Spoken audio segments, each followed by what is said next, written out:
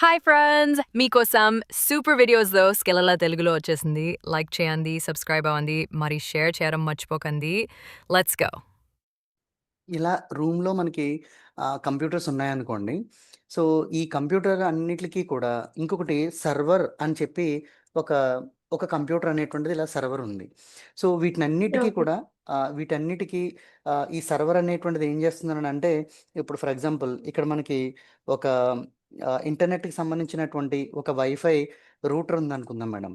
ఇక్కడ ఒక రూటర్ ఓహ్! నేను ఇక్కడ ఒక రూటర్ నేను అరేంజ్ చేస్తాను. ఈ ఈ రూటర్ అనేటువంటి దానికి ఇంటర్నెట్ అనేటువంటిది అంటే ఇప్పుడు ఫర్ ఎగ్జాంపుల్ ఈ రూటర్ అంటే మనకి ఇప్పుడు ఇంట్లో ఇంటర్నెట్ రావడానికి రౌటర్ ఉంటది కదా మేడం! రౌటర్ తెలుసు కదా!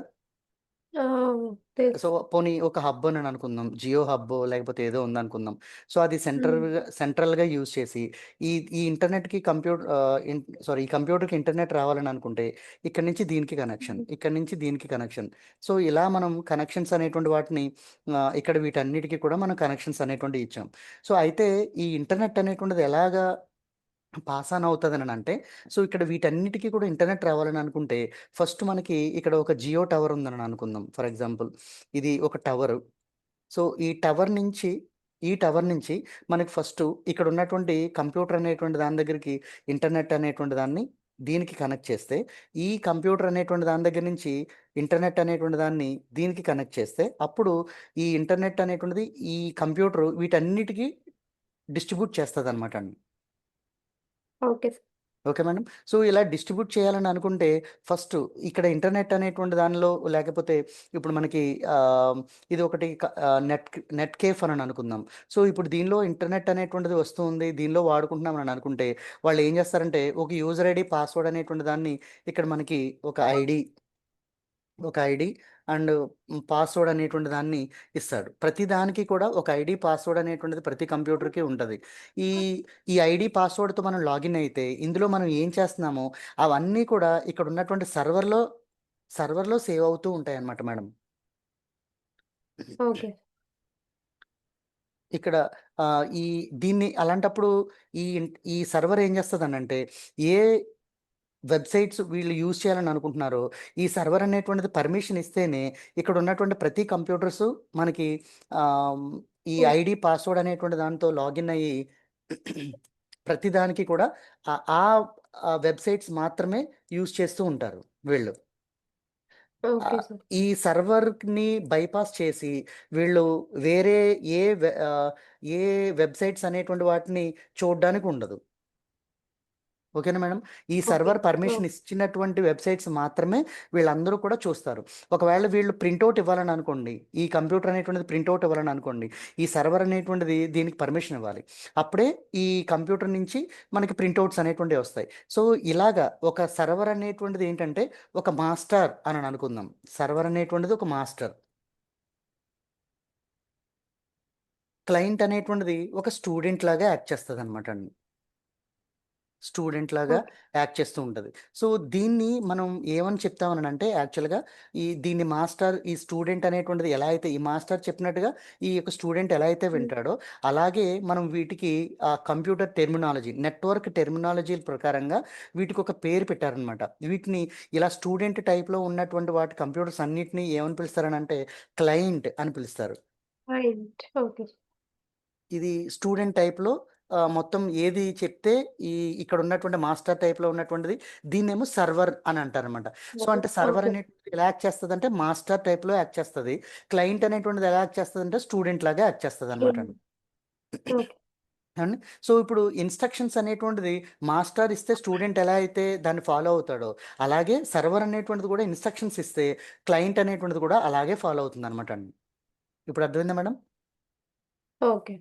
అయితే ఇప్పుడు ఈ ఈ సర్వర్ అనేటువంటి దానికి ఇక్కడ స్టూడెంట్ అనేటువంటిది ఏమన్నా కావాలని అనుకుంటే, అంటే ఈ సర్వర్ అనేటువంటి దానికి క్లయింట్ అనేటువంటి దానికి ఏదన్నా కావాలని అనుకుంటే, ఫస్ట్ ఏం చేయాలని అనుకుంటే, ఈ క్లయింట్ అనేటువంటిది ఈ సర్వర్ అనేటువంటి దానికి ఈ రెండిటికి మధ్యలో ఒక రిలేషన్ అనేటువంటిది ఉండాలి. దాన్నే ఏమంటారనంటే నెట్వర్క్ అని పిలుస్తారనమాట అండి. Okay sir. నెట్వర్క్ అని పిలుస్తారు. ఈ నెట్వర్క్ అనేటువంటిది ఉంటేనే ఈ నెట్వర్క్ అనేటువంటిది ఉంటేనే ఈ సర్వర్ అనేటువంటి దానికి ఇక్కడ ఉన్నటువంటి క్లయింట్ అనేటువంటి దానికి ఒక రిలేషన్ ఏర్పడుతుంది అనమాట అండి. అప్పుడు ఓకే. ఇది సర్వర్ లాగా యాక్ట్ చేస్తుంది, ఇది క్లయింట్ లాగా యాక్ట్ చేస్తుంది. ఈ నెట్వర్క్ కనెక్షన్ అనేటువంటిది రెండింటి మధ్యలో లేదనుకోండి, ఎట్టి పరిస్థితుల్లో కూడా ఇది క్లయింట్గా యాక్ట్ చేయదు, ఇది సర్వర్గా యాక్ట్ చేయదు. దీనికి ఇదే సర్వరు, క్లయింట్ అన్నీ ఇదే. Okay sir. అలా అయిపోతది. సో, కాబట్టి ఎప్పుడైతే మనం ఈ సర్వర్ ఉన్నటువంటి నెట్వర్క్‌లోకి ఈ క్లయింట్ అనేటువంటిది జాయిన్ అయిందో, అప్పుడు ఏం చేస్తదంటే, ఈ క్లయింట్ ఏం చేస్తాడనంటే, ఒక రిక్వెస్ట్ పంపిస్తాడు. ఒక రిక్వెస్ట్ అనేటువంటిది పంపిస్తే, ఆ రిక్వెస్ట్ అనేటువంటిది నెట్వర్క్ ద్వారా సర్వర్‌కి సెండ్ అవుతుందనమాట. అప్పుడు ఇదేమవుతుంది? రిసీవర్ అవుతుంది. ఇది రిక్వెస్ట్ పంపిస్తే, ఓ సర్వర్ అనేటువంటిది రిసీవర్ అవుతుంది. కదా మేడం? రిసీవర్. ఓకే. రిసీవర్ అవుతుంది. సో, ఇప్పుడు ఈ సర్వర్ అనేటువంటిది ఏం చేస్తుందనంటే, ఆ రిక్వెస్ట్ అనేటువంటి దానికి రిప్లై ఇస్తది. ఓకే. కదా మేడం. సో, అంటే ఒక 2 కంప్యూటర్స్ మనం తీసుకున్నట్లయితే ఒకవేళ, సో, ఇప్పుడు ఫర్ ఎగ్జాంపుల్ చూడండి. ఇది ఒక క్లయింట్ అని అనుకుంటే, ఇది ఒక సర్వర్ అని అనుకున్నట్లయితే, సో, ఈ రెండిటికి మధ్యలో మనకి ఇదిగోండి, దీన్నేమని పిలుస్తామంటే రిక్వెస్ట్ అని అంటాము. హ్మ్. దీన్ని దీన్ని ఏమని పిలుస్తామంటే రిప్లై అని పిలుస్తాం అనమాట అండి. Okay sir.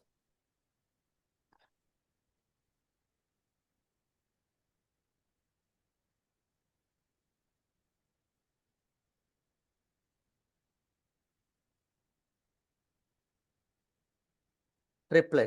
సో, ఇప్పుడు దీనిలో ఈ రిప్లై అనేటువంటి దానిలో ఇక్కడ ఎలా అనంటే రిక్వెస్ట్ ఎక్కడి నుంచి ఎళ్తదంటే క్లయింట్ అనేటువంటి దాని దగ్గర నుంచి క్లయింట్ వెళ్తుంది. నుంచి సర్వర్. క్లయింట్ నుంచి వెళ్తుంది. సో, ఎక్కడికి వెళ్తుందనంటే సర్వర్‌కి వెళ్తుంది. ఓకే.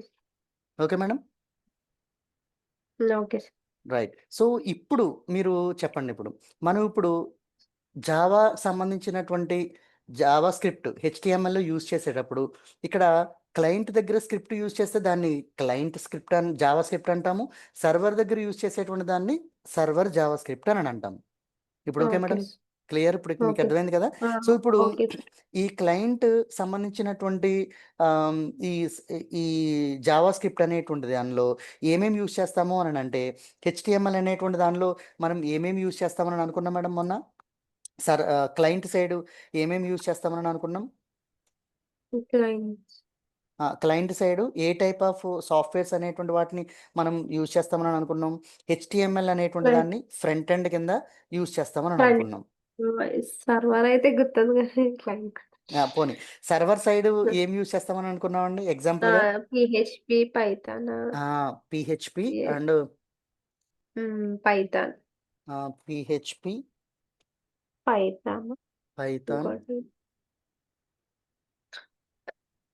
పైథాన్. పీహెచ్ఎల్ సంథింగ్ ఇంకోటి. ఇంకోటి మనకి దీనిలో హ్మ్. మల్టిపుల్‌గా ఉండేటువంటి ఆహ్, విధంగా మనకి సీజీఐ టైప్‌లో అంటే కామన్ గేట్‌వే కామన్ ఇంటర్‌ఫేస్ గి కమ్యూనికేషన్. ఆ! Common common gateway. Gateway interface అనేటువంటి ఆ! దాన్ని ఇంటర్. జావా స్క్రిప్ట్‌గా మనం యూజ్ చేస్తామని అనుకున్నాం. సో, ఆ! దీనిలో ఎక్కువగా మనం సర్వర్ సైడ్ ఎక్కువ యూజ్ చేసేయి ఏంటంటే పీహెచ్‌పీ అండ్ పైథాన్ అనేటువంటి లాంగ్వేజెస్‌నే మనం ఎక్కువగా యూజ్ చేస్తాం. ఏ మేడం? అవును. అవును ఆ! Sir.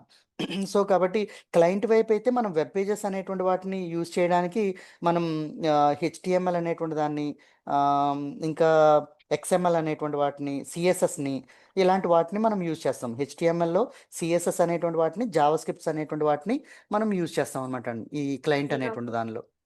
Okay okay madam? Sir. Right. ఇప్పుడు మీకు క్లయింట్ సైడు, సర్వర్ సైడు అనంటే వాటి యొక్క యాక్టివిటీస్ అనేటువంటి వాటిని ఇప్పుడు అర్థం చేసుకోగలరు కదా మీరు? Okay sir. అర్థం. ఓకే. సో, ఇప్పుడు చూద్దాం ఒకసారి. మనం ఒక ఇమేజ్ మనం చూద్దామండి.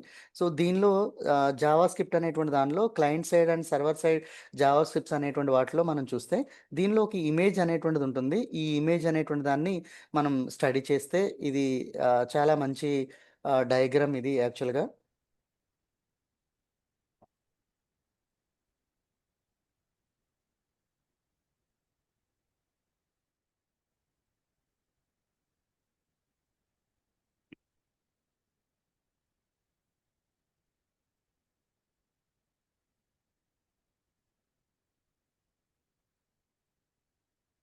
రైట్. So right. సో, ఇక్కడ చూడండి. మనం ఇది క్లయింట్ సైడ్ స్క్రిప్టింగ్ అని అనుకుంటాం. ఇది సర్వర్ సైడ్ స్క్రిప్టింగ్ అని అనుకుంటాం. ఏ మేడం? ఇది సర్వర్ ఓకే సైడ్, సార్. ఇది క్లయింట్ సైడ్. సో, ఇక్కడ మనకి ఇవన్నీ కూడా ఎందుకని అనంటే వీటిని ఏమని అన్నాం మేడం? ఒక హెచ్టీఎంఎల్ పేజ్ అనేటువంటి దానిలో వీటిని ఏమంటామంటే ఫ్రేమ్స్ అని అంటాం మనం. ఫ్రేమ్స్. ఫ్రేమ్స్. సో, ఈ ఫ్రేమ్స్ అనేటువంటిది హెచ్టీఎంఎల్‌లో ఫ్రేమ్స్ అనేటువంటి వాటిని యూజ్ చేశాము. సో, దీనిలో డిఫరెంట్ టైప్ ఆఫ్ అప్లికేషన్స్ ఈ వెబ్‌సైట్ కోసం different type of applications use చేస్తాము. బ్రౌజర్స్ యూజ్ చేస్తాము. అండ్ స్క్రిప్టింగ్ అనేటువంటి వాటిని కూడా యూజ్ చేస్తాము. మనం ఫ్రంట్ ఎండ్ మనం యూజ్ చేయడానికి. కదా మేడం? యెస్. అంటే ఇప్పుడు మీకు చూడండి ఒకసారి. ఇక్కడ సర్వర్‌లో వెబ్‌సైట్ అనేటువంటి దాన్ని తయారు చేసి సర్వర్‌లో మనకి హోస్ట్ చేస్తారు. అంటే దీనిలో కాపీ చేస్తారు. సర్వర్‌లో ఓకే. వెబ్‌సైట్ అనేటువంటి దాన్ని డెవలప్ చేసి సర్వర్‌లో కాపీ చేసిన తర్వాత దీన్ని ఏం చేస్తామనంటే క్లయింట్ అనేటువంటి ఒక కంప్యూటర్ ద్వారా ఇక్కడ సర్వర్‌లో కాపీ చేసినటువంటి వెబ్‌సైట్‌ని మనం యాక్సెస్ చేస్తాం. అంతే. ఓకే. అంతే కదండీ! ఇప్పుడు చూడండి ఫర్ ఎగ్జాంపుల్ నా దగ్గర ఆహ్, హ్మ్, ఇదిగోండి ఇప్పుడు ఇలా ఉన్నది. ఇప్పుడు మనం ఇక్కడ గూగుల్ అనేటువంటి దాన్ని మనం ఇక్కడ యూజ్ చేస్తున్నామనంటే ఆహ్, లేకపోతే జెమినీ ఏఐ అనేటువంటి దాన్ని యూజ్ చేస్తున్నామనంటే హ్మ్. ఇది మన కంప్యూటర్‌లో ఉన్నది ఓపెన్ అవ్వట్లా. సర్వర్‌లో ఉన్నటువంటి దాన్ని యాక్సెస్ చేయడానికి ఏం యూజ్ చేస్తున్నాం? ఒక బ్రౌజర్ అనేటువంటి దాన్ని యూజ్ చేసాం. ఏం బ్రౌజరు? గూగుల్ క్రోమ్ అనేటువంటి బ్రౌజర్‌ని గూగుల్. గూగుల్ ఆహా! క్రోమ్ అనేటువంటి బ్రౌజర్‌ని యూజ్ చేస్తున్నాం. ఇంకా ఎన్ని రకాల ఓకే. బ్రౌజర్స్ ఉన్నాయి మనకి? చాలా రకాల బ్రౌజర్స్ ఉన్నాయి. ఫర్ చాలా. ఎగ్జాంపుల్ మనకి యాహ్! ఎడ్జ్ అనేటువంటిదుంది. ఇదిగోండి మైక్రోసాఫ్ట్ హ్మ్. ఎడ్జ్ అనేటువంటిదుంది. And yes sir. ఫైర్‌ఫాక్స్ అనేటువంటిది ఒక బ్రౌజర్ ఉంది. ఇంకా సఫారీ బ్రౌజర్ ఉంటాయి. ఒపెరా బ్రౌజర్ ఉంటాయి. ఆనియన్ బ్రౌజర్స్ ఉంటాయి. ఇలా చాలా రకాలైనటువంటి వెరైటీ డిఫరెంట్ బ్రౌజర్స్ అనేటువంటివి ఉంటాయి. ఆ బ్రౌజర్స్‌ని మనం ఏం చేస్తున్నామనంటే అందులో ఇదొక గూగుల్ క్రోమ్ అనేటువంటి బ్రౌజరు. దీనిలో నేనేం చేస్తున్నాను వేరే సర్వర్‌లో ఎక్కడో వేరే చోట సర్వర్‌లో ఉన్నటువంటి దానికి నేనిక్కడి నుంచి రిక్వెస్ట్ పంపిస్తున్నాను. ఏమని? డబ్ల్యూడబ్ల్యూ డాట్ ఆహ్, ఏంటంటే ఆదిత్య ఒక్క నిమిషం మేడం.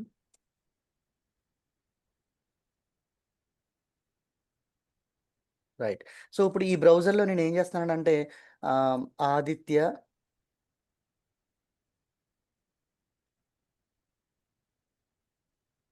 ఆహ్, రాజేష్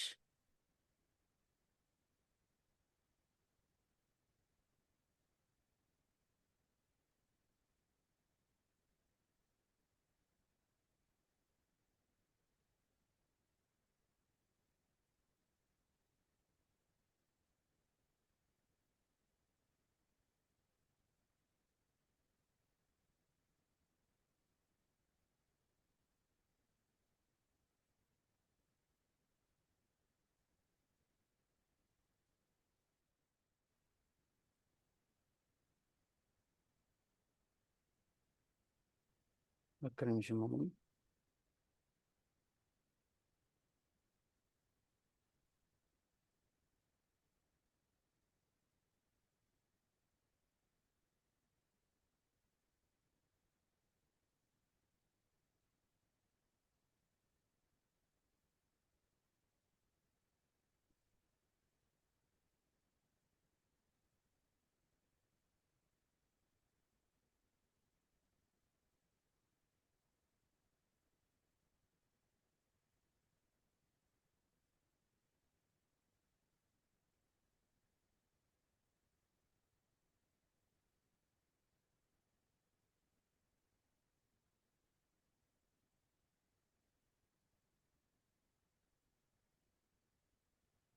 ఇదిగో మేడం. సో, ఇది యాక్చువల్‌గా నా బ్లాగ్ అనమాట ఇది. ఈ నా బ్లాగ్‌లో ఇది సర్వర్‌లోకి నేను హోస్ట్ చేశాను. హోస్ట్ చేసినటువంటి నా బ్లాగ్‌లో ఇక్కడ చూడండి వెబ్ టెక్నాలజీ ల్యాబ్ అని, oops through C plus plus lab ఇలాంటియన్నీ ఉన్నాయి. ఇప్పుడు ఇవి నా కంప్యూటర్‌లో ఉన్నాయి కాదు. ఇది నేను సర్వర్‌లో హోస్ట్ చేసుకున్న తర్వాత నేను రాజేష్ కంప్యూటర్ ఎడ్యుకేషన్ బ్లాగ్‌స్పాట్.కామ్ అని చెప్పి నేను రిక్వెస్ట్ పంపిస్తే ఇది సర్వర్‌కి వెళ్తే ఆ సర్వర్ అనేటువంటిది నాకేం చేస్తుందంటే రిప్లై పంపించింది. చూడండి ఇక్కడ. గూగుల్ అనేటువంటి దాన్ని ఓపెన్ చేసిన తర్వాత ఇక్కడ నేను గూగుల్‌లో ఏం చేస్తున్నానంటే ఒక రిక్వెస్ట్ పంపిస్తున్నాను. ఇది యాహ్! ఇది ఎవరికి పంపిస్తున్నాను? సర్వర్‌కి పంపిస్తున్నాను. అవునా మేడం? అవును సార్. సర్వర్‌కి రిక్వెస్ట్ హ్మ్. పంపిస్తే అప్పుడు ఎంటర్ ప్రెస్ చేశాననుకోండి. ఈ రిక్వెస్ట్ అక్కడికి వెళ్ళి ఆ రిక్వెస్ట్ ద్వారా సర్వర్ అనేటువంటిది ఏం చేస్తుందంటే యాహ్! గూగుల్‌లో ఎక్కడైతే ఇది ఉందో దాన్ని ఓపెన్ చేసి నాకు ముందు పెట్టింది. Okay sir. మేడం. సో, ఇప్పుడు ఇలా ఒక క్లయింట్ దగ్గర నుంచి ఒక రిక్వెస్ట్ మనం వెబ్‌సైట్స్ అనేటువంటి వాటిని మనం యాక్సెస్ చేయడానికి ఒక రిక్వెస్ట్ అనేటువంటిది పంపిస్తే, అది నాకు అక్కడ నేను డిజైన్ చేసుకున్నటువంటి ఫ్రేమ్స్ ప్రకారంగా ఫ్రేమ్స్ అనేటువంటి వాటిని నాకు ఇక్కడ కనిపించిందనమాట. మేడం ఒక్క నిమిషం ఒక ఓకే. చిన్న ఆహ్, ఇంపార్టెంట్ కాలొస్తుంది. Okay sir. Okay. Ah, college నుంచి వస్తుంది కాల్. ఒక్క నిమిషం ఓకే మేడం. సార్. మాకు రైట్. సో, దీనిలో మనకిప్పుడు సేమ్ మనం ఇందాక చెప్పుకున్నటువంటి విధంగా ఇప్పుడు ఇది మన కంప్యూటర్ అన్నాననుకోండి. ఇది సర్వర్ కంప్యూటర్ అన్నాననుకోండి. ఈ సర్వర్ కంప్యూటర్‌లో ఆల్రెడీ వెబ్‌సైట్స్ అనేటువంటి వాటిని డెవలప్ చేసి దీనిలో సేవ్ చేశారు. సో, ఇప్పుడు దీని నుంచి ఇక్కడ సర్వర్ నుంచి క్లయింట్ అనేటువంటి దానికి ఒక నెట్వర్క్ అనేటువంటి దాన్ని మనం ఇలా ఎస్టాబ్లిష్ చేసాం. ఓకేనా మేడం? ఓకే. అంటే ఈ కంప్యూటర్ అనేటువంటిది ఇక్కడ ఉన్నటువంటి సర్వర్‌తో నెట్వర్క్‌తో కనెక్ట్ అయింది. సో, కనెక్ట్ అయిన తర్వాత ఇప్పుడు ఈ ఈ కంప్యూటర్‌లో అంటే ఈ సర్వర్‌లో ఉన్నటువంటి వెబ్‌సైట్స్ అనేటువంటి వాటిని ఈ క్లయింట్‌లో మనం చూడాలి అనంటే మామూలుగా మనం ఆపరేట్ చేస్తే సరిపోదు. ఇందులో ఉన్నటువంటి వెబ్‌సైట్‌ని దీనిలో చూడాలని అనుకుంటే ఈ కంప్యూటర్‌లో బ్రౌజర్ అనేటువంటిది ఉండాలి. Okay sir. ఏం మేడం? బ్రౌజర్ అనేటువంటిది ఉండాలి. ఈ బ్రౌజర్‌లో పాటు దీనిలో ఈ స్క్రిప్టింగ్ అనేటువంటిది అంటే క్లయింట్‌కి సంబంధించినటువంటి స్క్రిప్టింగ్ అనేటువంటిది దీనిలో యూజ్ చేయాలి. ఇందులో క్లయింట్ స్క్రిప్టింగ్ యూజ్ చేసేటువంటిది వేరు. సర్వర్‌కి సంబంధించినటువంటి స్క్రిప్టింగ్ అనేటువంటిది వేరు. సో, ఇప్పుడు ఈ సర్వర్‌లో ఆహ్, వెబ్‌సైట్స్ అనేటువంటి వాటిని డిజైన్ చేసి ఈ సర్వర్‌లో మనం సేవ్ చేసుకున్నటువంటి వాటిని క్లయింట్‌లో మనం ఆ వెబ్‌సైట్‌ని చూడాలని అనుకుంటే మొట్టమొదటగా నెట్వర్క్ అనేటువంటి దాన్ని ఎస్టాబ్లిష్ చేయాలి. Okay sir. నెట్వర్క్ ఎస్టాబ్లిష్ చేసిన తర్వాత ఇక్కడ ఉన్నటువంటి క్లయింట్‌లో ఈ వెబ్‌సైట్స్‌ని చూడడానికి దీనిలో బ్రౌజర్ అనేటువంటి అప్లికేషన్స్ ఉండాలి. Okay sir. ఆ అప్లికేషన్ లేకపోతే ఈ సర్వర్‌లో ఉన్నటువంటి వెబ్‌సైట్‌ని మనం ఇందులో చూడలేము. విజువలైజేషన్ చేయలేము. Okay sir. అంతే కదా మేడం? అవును. ఇప్పుడు, ఇప్పుడు మన కంప్యూటర్‌లో గూగుల్ అనేటువంటి దాన్ని ఓపెన్ చేయాలని అనుకుంటే, జీమెయిల్ అనేటువంటి దాన్ని మనం ఓపెన్ చేయాలని అనుకుంటే, మన కంప్యూటర్‌లో దేని ద్వారా మనం జీమెయిల్ అనేటువంటి దాన్ని ఓపెన్ చేస్తాం మేడం? మామూలు మొబైల్‌లో గాని పోనీ మొబైల్ ఉంది. సర్వర్‌లో ఉన్నటువంటి మొబైల్. వెబ్‌సైట్‌ని మనం మొబైల్‌లో చూడాలని అనుకుంటే, దేంట్లో చూస్తాం మనం వెబ్‌సైట్‌ని? ఇప్పుడు జీమెయిల్ అనేటువంటి దాన్ని చూడాలని అనుకుంటే? మా నార్మల్‌గా సెర్చ్ చేస్తాం. అదే అన్ ఎ ఎ దేనిలో చూస్తారు? అప్లికేషన్‌లో చూస్తాం. ఆ! అవును జీమెయిల్ సార్. అనేటువంటి అప్లికేషన్. అదే మనం ఇంకోటి క్రోమ్ అనేటువంటి దాన్ని ఇన్‌స్టాల్ చేసుకుంటే, ఆ క్రోమ్ అనేటువంటి బ్రౌజర్‌ని మనం ఓపెన్ చేసి, దానిలో కూడా సర్వర్‌లో ఉన్నటువంటి వెబ్‌సైట్స్‌ని మనం ఇంటర్నెట్ కనెక్ట్ చేసుకొని, నెట్వర్క్ కనెక్ట్ చేసుకొని, అప్పుడు ఇందులో మనం విజువలైజేషన్ చేస్తాం. అవి లేకపోతే ఒకవేళ మనం ఎలా ఎలా చూడగలుగుతాం? చూడడానికి కుదరదు. కదా మేడం. ఎప్పుడైతే మన ఫోన్‌లో మన ఫోనే క్లయింట్ అనుకుందాం. ఫోన్‌లో ఆహ్, ఒక యాప్ అంటే జీమెయిల్ యాప్, మెయిల్ యాప్ అనేటువంటిది మనం ఓపెన్ చేసిన వెంటనే ఏం చేస్తదన్నమాట ఓపెన్ చేసిన వెంటనే ఆ యాప్ అనేటువంటిది సర్వర్‌కి ఇంటర్నెట్ ద్వారా నెట్వర్కింగ్‌తో రిక్వెస్ట్ పంపిస్తది. Okay sir. పంపించిన వెంటనే సో, అక్కడ ఉన్నటువంటి యూజర్ ఐడీ, పాస్వర్డ్స్ అనేటువంటి వాటిని బేస్ చేసుకొని ఈ సర్వర్ ఏం చేస్తదనంటే రెస్పాండ్ అయ్యి మనకేమన్నా మెయిల్స్ ఏమన్నా వచ్చినాయేమో అని చెప్పి ఈ సర్వరు ఆ వచ్చినటువంటి మెయిల్స్ అన్నిటిని కూడా క్లయింట్ దగ్గర నుంచి రిక్వెస్ట్ బేస్ చేసుకొని, మన ఫోన్‌లో ఉన్నటువంటి యాప్ రిక్వెస్ట్‌ని బేస్ చేసుకొని ఈ సర్వర్ ఏం చేస్తదంటే మెయిల్స్ వస్తే ఆ మెయిల్స్‌ని పంపిస్తదనమాట. ఓకే. Okay madam. సో, అంటే మనకి అది ఏం హెల్ప్ చేస్తున్నాయి? అప్లికేషన్ అనేటువంటిది హెల్ప్ చేస్తున్నాయి. ఆ అప్లికేషన్స్ ఎలా ఎలా డెవలప్ చేశారనమాట? ఆ బ్రౌజర్స్ గానీ, లేకపోతే వెబ్ అప్లికేషన్స్ గానీ, ఇవి ఎలా మనకి ఎలా డెవలప్ చేశారు? హెచ్‌టీఎంఎల్ అండ్ స్క్రిప్టింగ్ అనేటువంటి వాటిని యూజ్ చేసుకొని, మనకి ఈ అప్లికేషన్స్ అనేటువంటి వాటిని డెవలప్ చేశారనమాట. ఆ వాటి హెల్ప్‌తో నెట్వర్కింగ్ అనేటువంటి దాని ద్వారా సర్వర్‌లో ఉన్నటువంటి వాటిని మనం రిక్వెస్ట్ పంపించి, ఆ రిక్వెస్ట్ బేస్ చేసుకొని సర్వర్ అనేటువంటిది రిప్లై ఇవ్వడం వల్ల అవి మనం చూడగలుగుతున్నాం. ఓకే. ఏవండీ? సో, ఇప్పుడు మరి ఈ సర్వర్‌లో ఇప్పుడు క్లయింట్ అయితే మనం చూసాం. క్లయింట్ సైడ్ స్క్రిప్టింగ్ అనేటువంటిది ఏం చేస్తదో మనం చూసాం. మరి సర్వర్ సైడ్ స్క్రిప్టింగ్ ఏం చేస్తది అనంటే, సర్వర్ కంప్యూటర్‌లో డేటాబేస్ అనేటువంటిది బ్యాక్ ఎండ్ ఉంటదనమాట. ఈ డేటాబేస్‌లో ఏం చేస్తాం మనం డెవలప్ చేసుకున్నటువంటి ఏవండీ సీజీఐ ప్రోగ్రామ్స్ అంటే ఏంటి? కామన్ గేట్‌వే ఇంటర్ఫేస్‌కి సంబంధించినటువంటి అవును. దానిలో అంటే కామన్ గేట్‌వే అంటే ఏంటండి?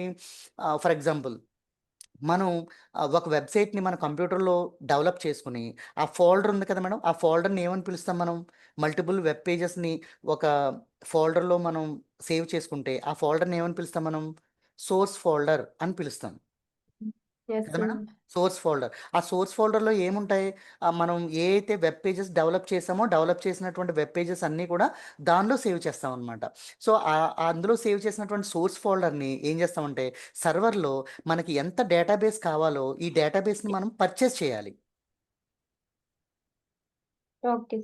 ఈ అండి. పర్చేస్ చేసి ఎంతైతే 10 జీబీ పర్చేస్ చేస్తామా, 20 జీబీ పర్చేస్ చేసామా, అప్పుడు ఆ పర్చేస్ చేసినటువంటి స్పేస్‌ని మనకి యూజర్ ఐడీ, పాస్వర్డ్ అనేటువంటి అకౌంట్ ఇస్తాడు. దాంతో లాగిన్ అయితే ఈ డేటాబేస్ మనకి 10 జీబీ ఫ్రీ డేటాబేస్ అనేటువంటిది మనకొస్తది. అప్పుడు మనం ఏం చేస్తాం, మన సోర్స్ ఫోల్డర్ ఏదైతే ఉందో ఇలా మనకి ఫోల్డర్ ఏదైతే ఉందో ఈ విధంగా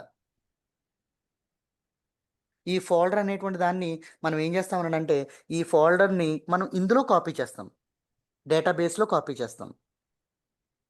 ఓకే సార్. ఈ డేటాబేస్‌లో కాపీ చేసినటువంటి దాన్ని ఎలా అనంటే, ఈ application program server application interface అని అంటామనమాట అండి. ఏపీఐ అంటే server application server interface programs application. అనేటువంటివి ఉంటాయి. సో, ఆ okay. Server application interface program ద్వారా మనం ఏదైతే వెబ్‌సైట్ అనేటువంటి దాన్ని డేటాబేస్‌లో సేవ్ చేసుకున్నామో, ఈ సేవ్ చేసుకున్నటువంటి ఈ అప్లికేషన్ ప్రోగ్రామ్స్ ఏం చేస్తాయంటే, క్లయింట్ దగ్గర నుంచి పంపించినటువంటి రిక్వెస్ట్‌ని బేస్ చేసుకొని, మనం సేవ్ చేసుకున్నటువంటి వెబ్‌సైట్స్‌ని ఈ ఇంటర్నెట్ ద్వారా మనకి పంపిస్తాయన్నమాట. అంటే ఇప్పుడు చూడండి ఒకసారి మీకు ఒక రియల్ టైమ్ ఎగ్జాంపుల్ నేను మీకు చూపిస్తాను.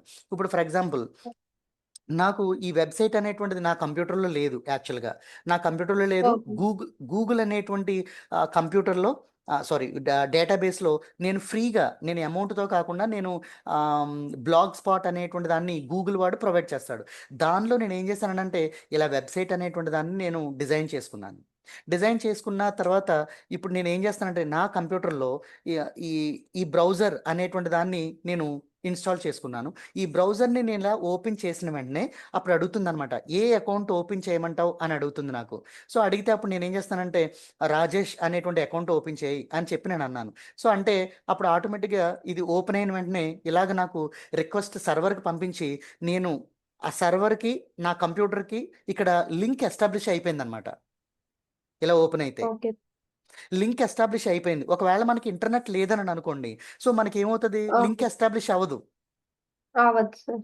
ఇప్పుడు లింక్ ఎస్టాబ్లిష్ అయిన తర్వాత, ఇప్పుడు ఆల్రెడీ నా వెబ్‌సైట్ అనేటువంటిది సర్వర్‌లో ఇక్కడ ఇక్కడ ఈ స్పేస్‌లో నేను సేవ్ చేసి పెట్టుకున్నాను. నా వెబ్‌సైట్ అనేటువంటి దాన్ని ఇందులో సేవ్ చేసి పెట్టుకున్నాను. అంటే ఇప్పుడు నేను ఏం చేశానంటే, ఇది నా కంప్యూటర్ అని అనుకుంటే, ఇది బ్రౌజర్ ఓపెన్ చేసిన వెంటనే ఈ ఇంటర్నెట్ అనేటువంటిది ఇలా ఎస్టాబ్లిష్ ఈ ఈ సర్వర్‌కి, నా కంప్యూటర్‌కి ఇలా నెట్వర్క్ అనేటువంటిది ఎస్టాబ్లిష్ అయిపోయింది.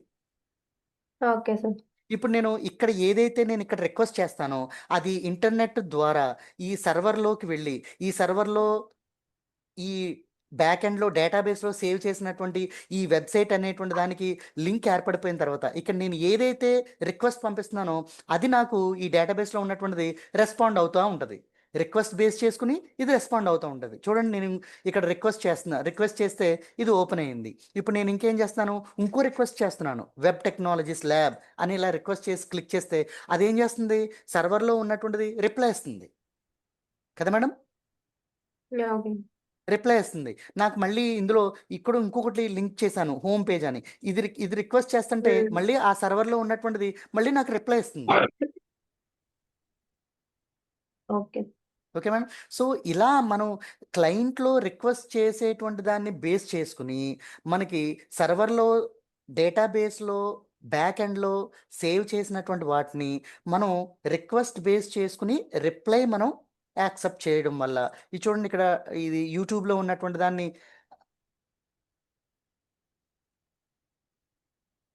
ఆడియో వినిపిస్తుందా మేడం మీకు? వినిపించట్లేదు. వస్తుందండి? రావట్లేదు. రావట్లేదా? ఓకే. సో, మనకి ఈ విధంగా మనకి అక్కడ ఆడియోలో ఉన్నటువంటి అక్కడ యూట్యూబ్‌లో ఉన్నటువంటి ఆ డేటా అనేటువంటిది దీనిలో కూడా మనకు ఓపెన్ అయ్యేటువంటి విధంగా ఈ విధంగా మనం ఆహ్, ఎక్స్‌ప్రెస్ చేసుకోగలుగుతాం. అంటే ఇది రిక్వెస్ట్ అండ్ రిప్లై. సర్వర్ దగ్గర నుంచి ఓకే. మనం క్లయింట్ నుంచి రిక్వెస్ట్ అండ్ సర్వర్ దగ్గర నుంచి రిప్లై, ఈ బేస్ మీదే మనకి ఇక్కడ ఉన్నటువంటి విధంగా ఇక్కడ నుంచి రిక్వెస్ట్, ఇక్కడ నుంచి రిప్లై, ఇక్కడ నుంచి రిక్వెస్ట్, ఇక్కడ నుంచి రిప్లై, ఈ రిక్వెస్ట్ బేస్ ఓకే. చేసుకునే రిప్లై అనేటువంటిది మనకి రెస్పాండ్ అవుతుంది అనమాట అండి. ఓకే. ఓకే అండి. సో ఈ సర్వర్లో ఎలా రెస్పాండ్ అవుతుందని అంటే, ఈ సర్వర్ సైడ్ స్క్రిప్టింగ్ పేజెస్ అనేటువంటి, సర్వర్ సైడ్ స్క్రిప్టింగ్ పేజెస్ అనేటువంటివి డిఫరెంట్గా ఉంటాయి, క్లయింట్ సైడ్ స్క్రిప్టింగ్ పేజెస్ అనేటువంటివి డిఫరెంట్గా ఉంటాయి. ఓకే అండి. So okay. అందుకనే ఓకే. ఇదేమో రిక్వెస్ట్ స్క్రిప్టింగ్ ఉంటుంది, ఇదేమో రిప్లై స్క్రిప్టింగ్ అనేటువంటిది ఉంటుంది అనమాట రిప్లై. అండి సర్వర్లో. ఓకే. ఓకే అండి. ఓకే. సో అందుకనే దీనిలో డేటాబేసెస్ అనేటువంటి దీనిలో డిఫరెంట్ లాంగ్వేజెస్ పిహెచ్పి, పైథాన్ అనేటువంటి దాన్ని మాత్రమే యూజ్ చేస్తున్నాము సర్వర్ సైడ్. ఇక్కడ ఉన్నటువంటి వాటిలో HTML and scripting language, next DHTML, so ఇలాగ మనం వీటిని యూజ్ చేస్తున్నాము client side. Okay. Okay madam. So ఇలా మనకి సర్వర్ సైడ్, క్లయింట్ సైడ్ అనేటువంటి వాటిని ఇలా త్రూ నెట్వర్క్, ఇప్పుడు త్రూ నెట్వర్కింగ్ అనేటువంటిది లేకపోతే సర్వర్ సైడ్ అనేటువంటిది వర్క్ అవుతుందా మేడం? అవ్వదు సార్. మధ్యలో నెట్వర్క్ అనేటువంటిది లేకపోతే అదే. సర్వర్ సైడ్ అనేటువంటిది మనకి రిప్లై వస్తుందంటారా? రాదు సార్. రిప్లై ఎందుకంటే అనేటువంటిది ఆ, చెప్పండి. నెట్వర్క్ ఉండాలి కదా సార్ అంటే. ఎస్, నెట్వర్క్ అనేటువంటిది ఎస్టాబ్లిష్ అయితేనే అప్పుడు సర్వర్కి, క్లయింట్ అవును. అనేటువంటి దానికి అవును. లింక్ ఉంటుంది. ఇప్పుడు నెట్వర్క్ అనేటువంటిది ఉంది. Okay madam. ఇక్కడ నెట్వర్క్ హ్మ్. అనేటువంటిది ఉంది, కానీ హ్మ్. క్లయింట్ సైడ్ మనకి బ్రౌజర్ అనేటువంటిది అప్లికేషన్స్ లేవు. హ్మ్. మన కంప్యూటర్లో క్లయింట్ సైడ్ బ్రౌజర్ అనేటువంటిది అప్లికేషను, ఇంకా అప్లికేషన్స్ అనేటువంటివి లేవు. మన ఫోన్లో బ్రౌజర్ అప్లికేషన్ లేదు, హ్మ్. మెయిల్ అప్లికేషన్ లేవు, ఇలాంటి ఏమీ లేకపోతే నెట్వర్క్ ఉంది కానీ అప్లికేషన్ లేదు, అప్పుడు సర్వర్లో ఉన్నటువంటి వాటిని మనం చూడగలుగుతామా? చూడలేము సార్. ఎందుకంటే చూడలేం. మరి అప్లికేషన్ ఉంటే కదా సెర్చ్ చేయాలి కదా! Yes, very good, super madam. Hmm. ఇక్కడ నుంచి మనకి యాహ్! రిక్వెస్ట్ కూడా వెళ్ళదు అప్లికేషన్ లేకపోతే. అవును సార్. ఆ! హ్మ్. అందుకనే ఆ అప్లికేషన్స్ దేనితో డిజైన్ చేస్తారు? ఏ లాంగ్వేజ్‌తో? DHTML, HTML. HTML, DHTML and JavaScript. Thank you for watching this channel.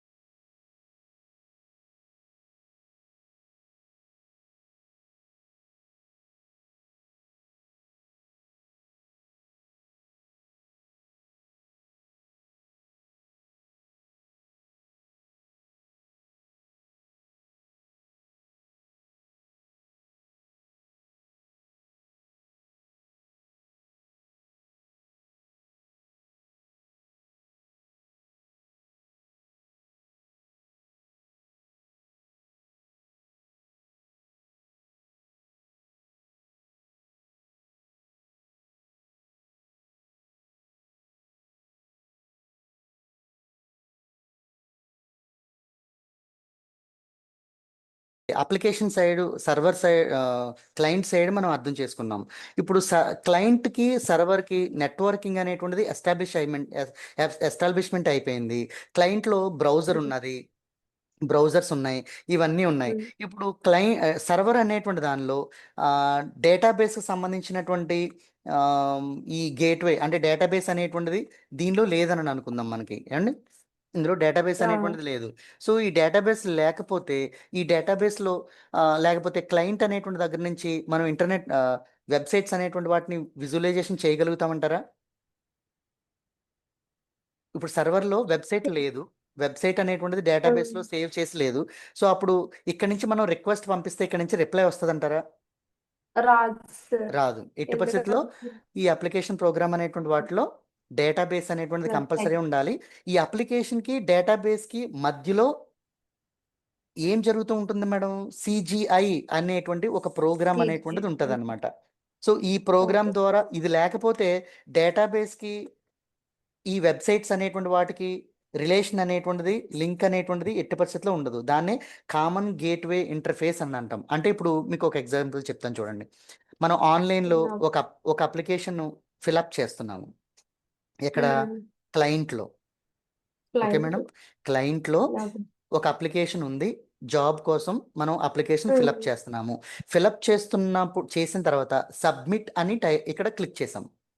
ఏవండీ? Okay sir.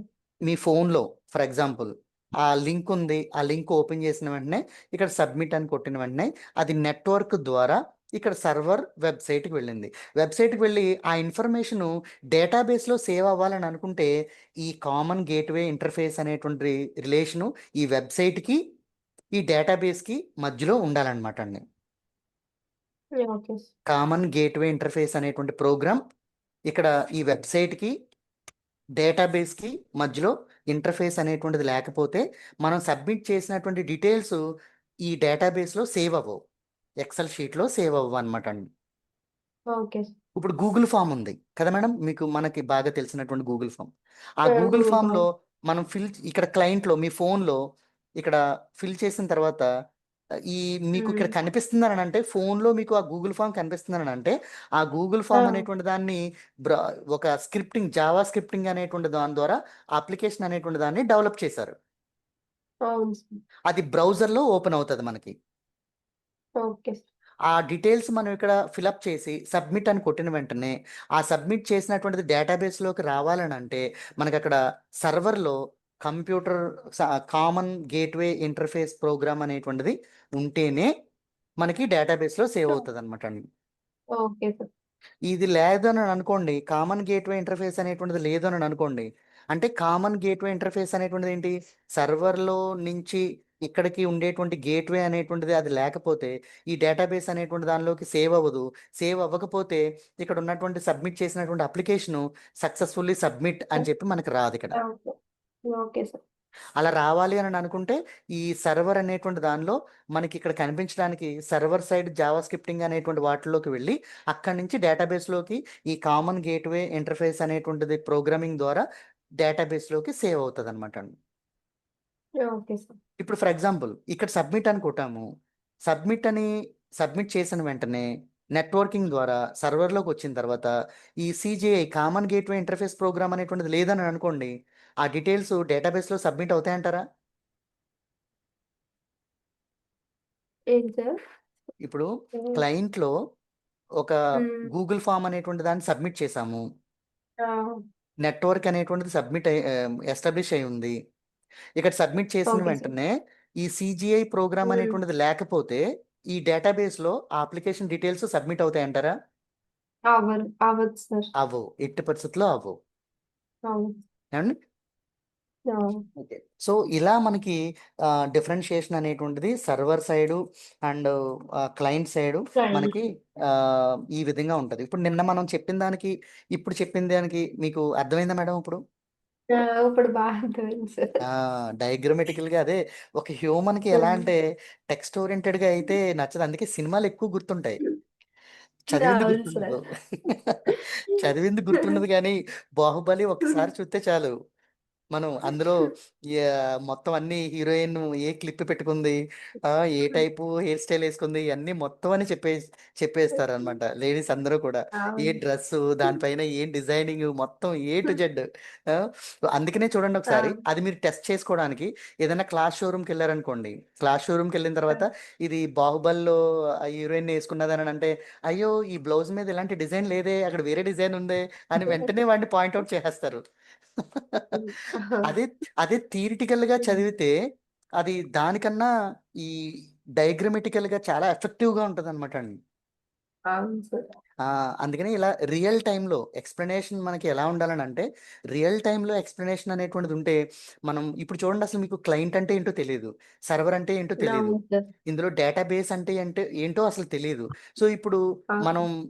ఈ ఇమేజెస్ పరంగా మనం రియల్ టైమ్ ఎగ్జాంపుల్స్ తీసుకొని ఫోను ఇలాంటి ఎగ్జాంపుల్స్ తీసుకొని, మనం వీటిని ఎక్స్‌ప్లెయిన్ చేసుకుంటే పర్ఫెక్ట్‌గా ఇందులో అర్థమవ్వదు అనేటువంటిది ఏదీ లేదు. అవును సార్. కదా! మేడం ఇంకొక డౌట్ చూడండి. సర్వర్ హ్మ్. సైడు ఈ స్క్రిప్టింగ్ పేజెస్ అనేటువంటి ఎస్టాబ్లిష్ చేసినటువంటి సర్వర్ సైడ్ స్క్రిప్టింగ్ పేజెస్ మనకి హ్మ్. క్లయింట్‌లో ఓపెన్ అవుతాయా? అవ్వవనుకుంటున్నాను. ఎగ్జాక్ట్‌గా అవ్వవు. ఆ! సూపర్. ఎక్ ఎక్సలెంట్. ఎందుకని అవ్వవు? అంటే ఇది సర్వర్ సైడే వస్తది కదా! క్లయింట్ ఆ! సైడ్ అయితే మనకి అప్లికేషన్స్ అవి వస్తాయండి. అది. ఇక్కడ విజువలైజేషన్‌కేమో వేరే అప్లికేషన్స్ హ్మ్. యూజ్ చేస్తాము. అవును సార్. ఇక్కడేమో వేరే అప్లికేషన్స్ యూజ్ చేస్తామనమాట హ్మ్. Server side. అవును అందుకనే సార్. దీన్ని అవును. సర్వర్ సైడ్ స్క్రిప్టింగ్ అంటున్నాము. దీన్ని క్లయింట్ సైడ్ స్క్రిప్టింగ్ అని క్లయింట్ అంటున్నాం. సైడ్. అది. Super madam. ఎక్సలెంట్. మీకు అర్థమైపోయింది. ఓకే. సో, దీనిలో మనం ఒక ప్రోగ్రామ్ అనేటువంటి దాన్ని ప్రీవియస్ మనం హెచ్‌టీఎంఎల్ అనేటువంటి దాన్ని ప్రోగ్రామ్ అనేటువంటి దాన్ని చేయడానికి దాన్ని హ్మ్. డిస్‌ప్లే చేయడం కోసం మనం ఏం చేసామనంటే ఫస్టు ఒకసారి ఈ ఇమేజ్ తీసేసి నేను వేరే ఇమేజ్ కాదు బట్ న్యూ టాపిక్‌లోకి మనం వెళ్దాం. Okay sir.